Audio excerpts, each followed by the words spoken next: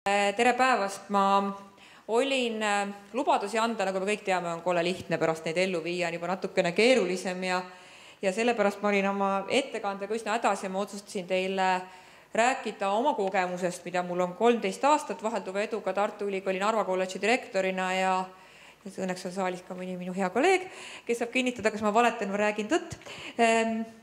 Ja rääkida sellest, mis mul on hästi südamelähedane, kuidas teha paremat koostööd, kuidas koostöö kooli ja ülikooli vahel paistab välja õpetaja-koolitajate poolt. Ma olen elus ka olnud natuke aega tööl ministeeriumis ja ma tean küll, mida koolirahvas õpetaja-koolitajatest arvab. Ja eks siis need õpetaja-koolitajad omakorda jälle arvavad üht-teist koolirahvast ja nii see vastamisi käib. Kui ma siiski hakkasin seda ettekannet ette valmistama, siis ma küsisin oma hea kolleegi Tartu Ülikooli arendusprorektori Eerik Puura käest, et Eerik, ole hea, ütle, millest ma rääkima pean või millest ma rääkida võiksin. Ja Eerik ütles, et räägi sellest, millest just nimelt praegu meile räägiti, mis Sirje ja Georg rääkisid, õppimisest. Et räägi sellest, et kõikides haridusastmetes on üks väljakutse, kuidas õpetada õppima ja see väljakutse siis nii. Kuidas ma armastan seda tehnikat? Mul ei omal ajal peaaegu õpetaja koolitus Tartu Ülikoolis lõpetamata, sest ma ei saanud tehnikaga hakkama. Kuidas ma saaksin sellega kokku leppida, et edasi läheks või tagasi läheks? Ma algusesse tagasi. Lähme päris alguses tagasi. Et veel tagasi, aga las ta jääb, las ta olla, ei ole tähtis. Aitäh. Et veel kord siis kogemusest õpetaja-koolitajana 13 aastat ja sellest, kuidas võiks siis välja näha koostöö, mitte ainult Hugo Treffneri gümnaasiumi ja Tartu Ülikooli vahel või Prantsuse Lüütseumi ja Tallinna Ülikooli vahel, vaid kuidas võiksid ülikoolidesse või nende kolledžitesse või üldse kõrgkoolidesse jõuda ka kõik kõige väiksemad koolid. Et traditsiooniliselt on ikka nii, et öeldakse, et ülikoolide päris roll on teha täienduskoolitusi õpetajatele, see on ka tõsi, aga täienduskoolitus kui selline hakkab kindlasti muutuma. Ma olen näinud Tartu Ülikooli Narva kolledžis, mis on siis tegelikult ainus kõrgkool Eestis, mis valmistab ette venekeelsete või mitmekeelsete koolide õpetajaid. Ma tean nende naisterahvaste enam-vähem eesnime ja perekonnanime ja peaaegu et isanime ka kõigil koolitustel. Ja sellest hakkasime meie mõtlema, et äkki peaks kuidagi täienduskoolitust põhjusmõtteliselt muutma ja läksime üle õpetajate nõustamisele, mis ei tähenda traditsiooniline täienduskoolitus oleks kadunud, kus õpetajad saavad küsida nii psühholoogilist nõu, kui saavad küsida ka oma ainealast metoodilist nõu. Ja mina ei uskunud, et seda projekti saadab kuigi suur edu. Aga teate, mis see kõige populaarsemaks? Selline avatud nõustamine tähendab, kus sai Moodle'i keskkonnas oma küsimusi esitada, igaüks oma keeles, eesti keeles või vene keeles, vastus kirjutati ka vastavas keeles ja midagi koledat ei juhtunudki. Selle suur pluss oli ka see, et see tõi kokku Ida-Virumaa nii eesti kui venekeelsed koolid omavahel. Mis veel täiendus? Ma kogu aeg vajutan. Ma vajutan seda siis siit, täiesti klassikalisel viisil. Slaidid ei ole ka muidugi nii kohutavalt tähtsad. Veel kord tagasi. Jääme sinna samma. Ilusam pilt. Täienduskoolitusest. Et tõesti täienduskoolituse juures ma tahaks kutsuda teid üles mõtlema, et võib-olla peaks täienduskoolitus oma loomult muutuma ja üks on just nimelt see sama nõustamise suund, mis peaks puudutama tõesti kõiki õpetajaid kuni siis noortest kuni vanemate õpetajateni välja. See sümpaatne härrasmees on üks Tartu Ülikooli õppejõud, kes käis eelmisel nädalavahetusel Narvas viimas läbi teaduskooli. Meil on selline küll uus ja uhke maja, aga täitsa selline humanitaar- ja sotsiaalteaduste maja ja kogu füüsika oli tal kastides kaasas. Narvas tuli teda kuulama 70 põhikooli last, tema rääkis eesti keeles ja kõik on tänaseni täiega elus. Kui ma teda vaatasin, et kui mures ja hädas ta teataval viisil oli selle 7.–8. klassi õpilastega, siis saime veel kord aru, et hästi oluline oleks, et õpetajakoolituse õppejõud või üldse ülikooli õppejõud käiksid rohkem koolis, näeksid päris koolielu, saaksid päris teismelistega päris elus hakkama rohkem kui 15 minutit järjest, aga tõesti väga põnev oli, ehkki siis selline keelebarjäär oli vahel. Ehk teisisõnu, selle õpetajate täienduskoolituse suur pluss on see, mida ma olen näinud omal nahal ja ka oma kolleegide nahal, et tegelikult see on väga suuresti vastastikku õppimine. Et mida kogenumaid inimeste ette sa astud, seda rohkem sa abistad ja seda rohkem sa ise õpid, et ärge seda kunagi unustage, et kui te tulete täienduskoolitusse mõnesse ülikooli, siis te tegelikult annate väga palju nendele samadele inimestele, kes teie ees seisavad. Õpetajakoolitus õnneks lõpuks ometi muutub. Pööratakse tähelepanu sellele, et need inimesed, kes tulevad õpetajaks õppima, satuksid võimalikult kähku kooli tagasi. Kuigi ülikoolid on huvitatud sellest, et koolides käidaks mõnes koolis praktikal, sest nii on mugavam, vahest rahaliselt kasulikum, aga kutsuge julgesti praktikante oma kooli. Te näete ise, nii koolijuhid kui teised õpetajad, kuidas siis need noored õpetajad on muutunud ja mida nad oskavad ja mida nad ei oska. Kui ma siia selle pildi valisin, siis on tegelikult üks alternatiivpraktika. Vormse kaunis tütarlaps on meie koolieelse lasteasutuse õppekava üliõpilane, kes viib oma praktikat läbi selles vormis, et kui toimus lastevanemate akadeemia, siis tema korraldab lasteprogrammi väikestele lastele ja saab selle siis praktikana arvestatud. Aga üks minu töötee karmimaid hetki on see, kui üks Narva lasteaiajuhataja ütles, et teie lõpetajad teavad küll sellest kasvatusest kõike, aga nad unustavad lapsed õue. Nad ei ole käinud nii palju praktikal, et saada aru, kuidas elu tegelikkuses käib. Ma usun, et läbi õppimise aja, et see tüdruk enam last õue ei unusta, vaadates selle lapse rõõmsa näo järgi. Me kuidagi arvame, et tihti, et ülikoolidesse peaks kutsuma ainult gümnaasiumiõpilasi, aga tegelikult on ju igasugune karjääri valimine läinud vanuses hoopis allapoole, teie tegevõpetajatena, koolijuhtidena teate seda veelgi paremini. Tegelikult tuleks ülikoolide juurde tuua põhikooliõpilasi. Oleme ausad, et kui me vaatame, milliseid üritusi Eestis korraldatakse, siis ikka väikestele lastele ja gümnaasiumilastele, aga teismelistega keegi väljaspool kooli väga tegeleda vahel ei viitsi. Et selle võrra võiks põhikooliõpilastele aidata nende kooli gümnaasiumi suunda valida ja neid kutsuda erinevatele üritustele, on muide äärmiselt tänuväärne publik. Siin on ühed noored, kes on Narva kolledži uue hoone foajee asustanud Euroopa keeltepäeval. Kõik pääsevad ülikoolile ligi. Ei ole päriselt niimoodi, et ülikoolid on ainult suurte linnade pärusmaa.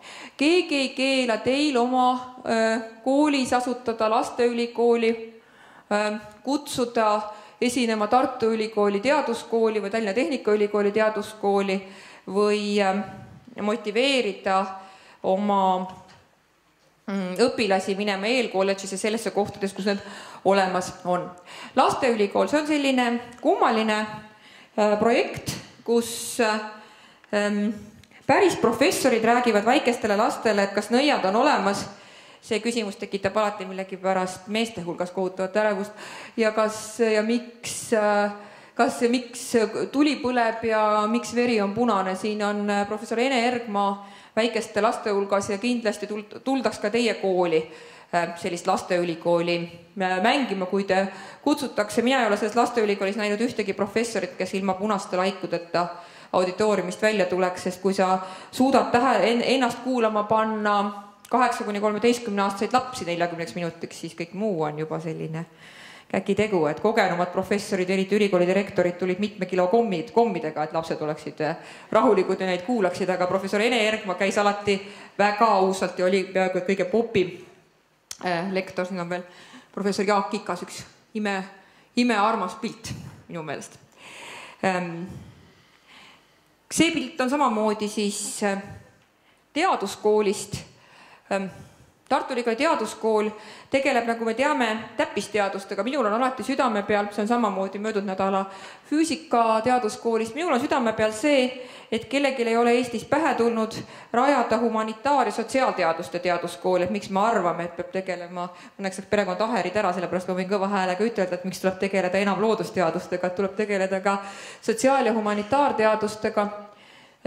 Teaduskoolidel, Tartu Ülikooli teaduskoolil, Tallinna Ülikooli õpilasakadeemial ja Tallinna Tehnikaülikoolilgi on omad erinevad projektid siis kooliõpilastele, aga üha enam erinevate projektide toel sõidetakse mööda maad ringi, et ma taas julgustaksin kutsuma oma kooli, ilmsesti kui oma koolis on toimunud mingi selline üritus, on siis mõnevõrra lihtsam juba järgmises etapis saata õpilasi mõnda suurde linna teaduskooli, kindlasti päris paljud koolid seda teevad, aga ka üha enam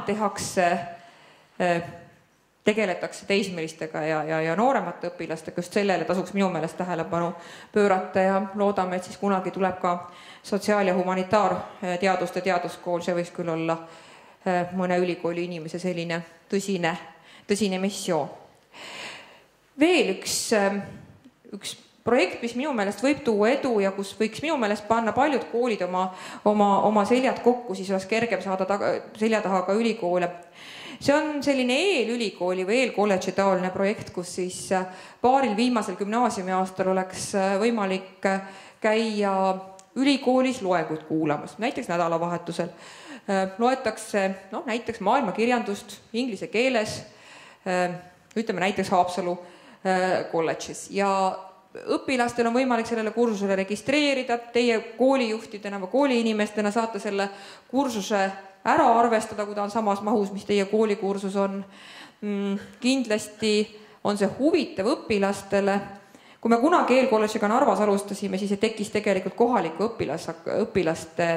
õpilasnõukogu kohaliku noorteparlamendi initsiatiivil, kes tulid minu juurde murelikult ja ütlesid, et kuule, et räägi meile, kuidas see ülikoolis õppimine käib, et mis siis teistmoodi on kui koolis. Ja ma siis nagu püüdsin seletada, nad vaatasid mind tõsiselt abitu näoga, eks ju, et kell ei helise ja et loenguid loetakse, seminare peetakse ja 1,5 tundi kestab ja kuidas sa seda kõike seletad.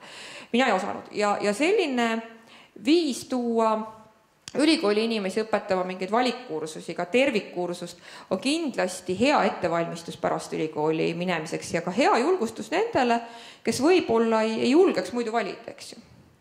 Ja eriti kaval on õpetada nii-öelda teises keeles, Narvas teeme seda eesti ja inglise keeles, sest sellest tunnevad tänased gümnaasiumiõpilased, kes saavad väga hästi aru, et nende tulevik on elada väga mitmes keeles nagu tõsist puudust. Ja pluss on siin nagu suur ressursi kokkuhoid, et selge, et ühte või teise kooli on keeruline saada mõnda õppejõudu pidevalt esinema, aga kui saaks mitme kooli peale kokku selliseid valikkursusi teha, siis oleks kindlasti kergem leida õppejõudu ja õpilastele, kes sellel või teisel teemal huvitatud oleks, vahest siis lihtsam omavahel kokku saada, et kasutame ära oma maa väiksust.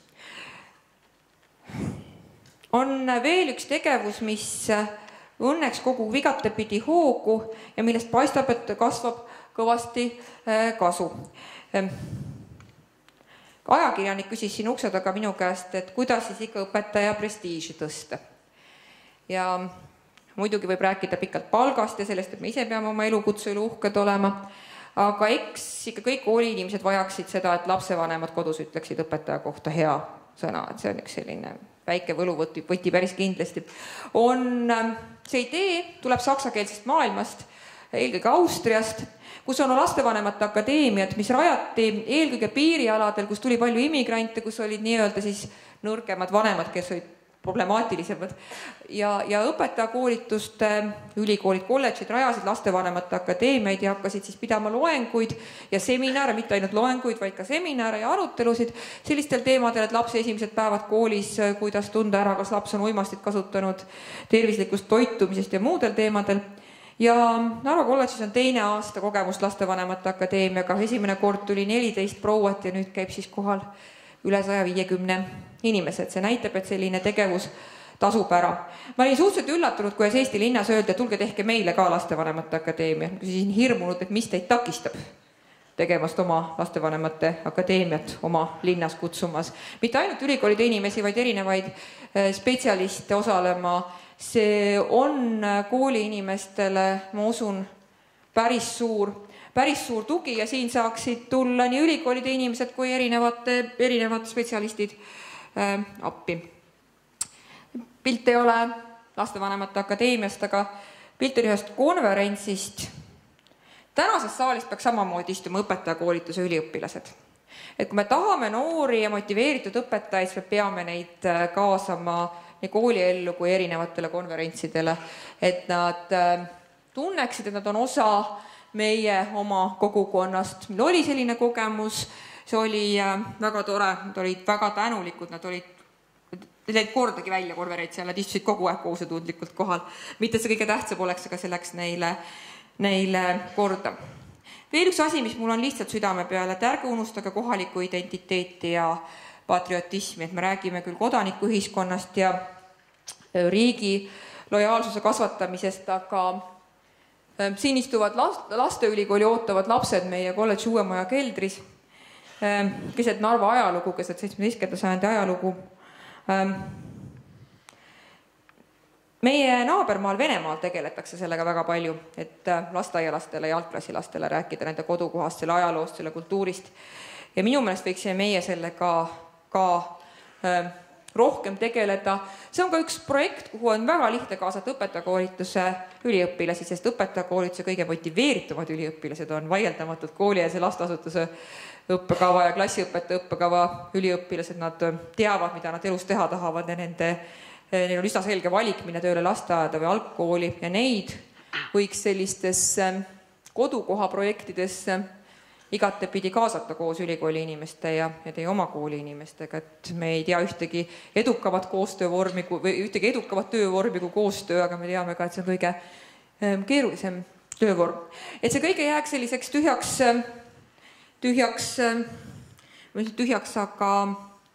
aga et see jääks selliseks jutuks, kuidas asjad võiksid olla või mõne näite toomiseks, siis ma kutsuks ikkagi selgelt üles tegema ise oma ettepanekuid ja mitte heituma, kui teil ära öeldakse, et uskuge mind, meie näiteks ei ütle ära, kui te kirjutaksite, et te kuidagimoodi meid vajaksite. Ja samas ma tahan lihtsalt kutsuda teid üles teha reklaami, et me teeme kevadel koos oma üliõpilastega sellise aktsiooni Tulge Narva tasub tulla, et tee Narvast Tartusse on küll tunduvalt lühem kui Tartust Narva, nagu me kõik teame, eriti hull on asi Tallinnaga, sest sinna on nagu tunduvalt lihtsam sõita kui Tallinnast Narva, aga me kutsume seda natuke teistpoodi Eestimaad vaatama, teil on meie juurde võib-olla turvalisem tulla klassiekskursioonile, et meie üliõpilased, kes saavad vastava koolituse, teevad teie õpilastele tasuta ekskursiooni ja me oleme lubanud ka nii palju, kui meil mahtu on panna tasuta magama ööseks oma ühiselamusse, nii palju, kui siis ära mahub sellel ekskursioonilohketel aegadel, sellepärast, et Narva on keeruline üheks päevaks tulla ja seal on lihtsalt liiga palju vaadata. See makett, kui kõik inimesed oleksid sellised, nagu on see onu Fjodor, siis oleks maailma hoopis parem. See on onu Fjodor, lasteaia lihtne töömees, kes otsustas, et teda huvitab Narva ajalugu. Ta on 6 aastaga teinud vana Narva linna maketi. Siin on Raekoda, see kõhnema tornigoone ja see paksema tornigoone oli kunagine börsijoone, seal vahel on Peeter teise mälestussammas, mis 1922. aastal maha võeti, kui sellesse keskkonda sobimatu. Aga veel kord, et kasutage ülikooli rohkem ära, kasutage meid ära nii, et tulge Narva. Ekskursiooni lubame kindlasti, tudile panemist lubame nii palju, kui mahtu on ja et kõigil jaguks nii palju siis kooli inimestel jõudu ja fantaasiat ja oma joone ajamist nagu ja oma parima oskuse ärakasutamist, nagu on jagunud minu sõbral onu Fjodoril Narvas. Aitäh kuulamast!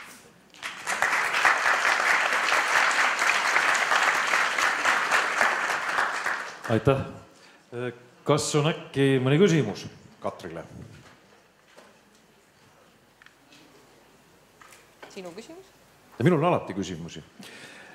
Tegelikult on need õiged mõtted, mida sa rääkisid, aga ma nagu hakkasin praegu mõtlema, et kas või see sama teaduskool, mis meil ülikooli juures töötab, see küsib raha ja mitte vähe. Mida rohkem lapsi, seda rohkem raha kuskilt võtta ei ole. Koolide eelarved on teatavasti kehvakesed. Kõikidel vanematel ei ole võimalust maksta seda. Plus juurde, osad lapsed elavad territoriaalselt, teatavasti mitte Tartus, Tallinnas. Nende liikumine on raskendatud. Ja selle tulemusena meil päris paljud andekad lapsed jäävad kuidagi kõrvale. On sul lahendusi? See on väga hea küsimus, selles mõttes üks võimalus ongi tõesti ju püüda koha peal midagi teha oma kooli vilistlaste abiga, ilmselt ei ole kooli, kus ei oleks mõni ülikooli õppejõud õppinud. Me tahame ju kõik kuidagi tagasi anda, mina olen selle kooli vilistlane, mille direktor sina praegu oled, et ma võin ka lubada, et ma tulen ja teen midagi. Et see on üks võimalus. Teine on siiski ju päris palju projektipõhist tegevust, mis on tasuta. Tõsi, teaduskool võtab osade asjadest tõesti raha. Heal tahtel ja asjade etteplaneerimisel on võimalik leida heal juhul projektipõhist rahastamist. See võib-olla kõlab kelkimisena, meil ei ole Narva kolledžis ühtegi lastele tasulist projekti. Et see tähendab seda, et tuleb planeerida, tuleb panustada, tuleb leida need koostööpartnerid, kellega koos teha transpordiprobleemi palati, aga kui jääb ainult transpordiprobleem, siis on juba natuke väikse probleem, oleme ausad. Ma siit mõtet edasi arendasin, siis tegelikult me oleme täna ikkagi virtuaalses maailmas, mis takistab teha seda teaduskooli võrgupõhiselt. Et siin me oleme vist juba lihtsalt erinevat meelt. Ma suheldes õpilastega ma kuidagi nagu, ma ei tahaks teid veel rohkem arvutisse panna. Et ega lõpuks ta inimliku kontakti ei ole nagu keegi nagu ikkagi muutnud elus. Et ka vaadates õpetajakoolituse üliõpilasi, nad ütlevad, et veebikursused, et okei, pool veebis, pool päriselt, eks ju. Et kindlasti on see lahendus, aga see ei ole nagu ainulahendus, et me ei tohi seda kontakti ära kaotada, et arvutist leiab ilmselt täna igaüks endale sellist meelepärast tegevust, aga võib-olla mõtleksime nii, et me oleme väike riik ja et me jõuame suhelda. Äkki see kõlab kõik see on selline idealistik, aga mina kutsuks ikka nagu inimene inimesega kohtuma. Eks me siin saalis oleme kõik parasjagu idealistid, aga see on hea omadus. Aitäh, Narva kolledži direktriss Katri Raik!